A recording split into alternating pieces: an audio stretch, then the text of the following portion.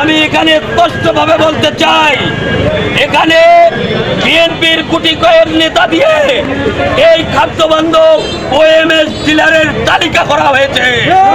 একটি দাবি এর মাধ্যমে তুলে ধরতে চাই, লটারির নামে যে প্রহসন হয়েছে সেটি হচ্ছে সংযুক্ত কাগজপত্র গায়েব করে ঘাটতি দেখানো হয়েছে।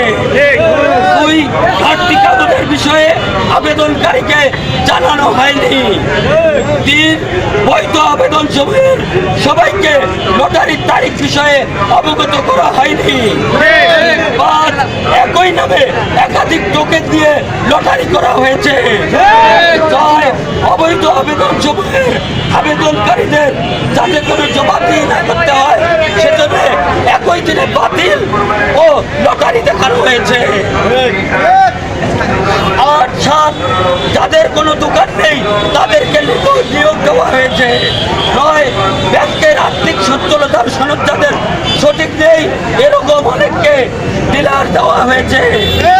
এই নিয়োগ এই ডিলারশিপ সম্পূর্ণরূপে বাতিল করে পুনরায় তদন্তপূর্বক যাচাই বাছাই করে লটারির মাধ্যমে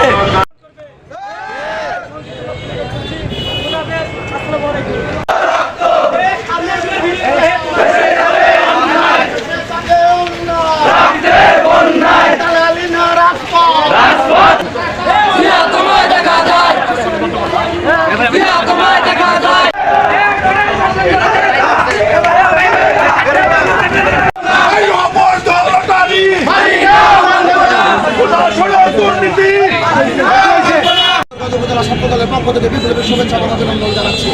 আপনারা জানেন এই ওএমএস নিয়োগ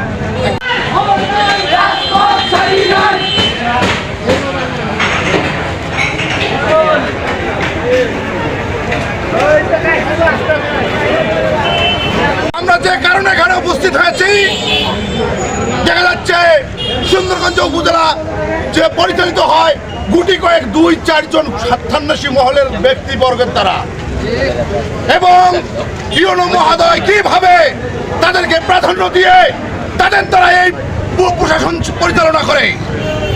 ইউনো মহোদয় কি জানতে পারে না যে সুন্দরগঞ্জের মানুষ চায় কি? তারা চায় ন্যায্যতার ভিত্তিতে সুষ্ঠু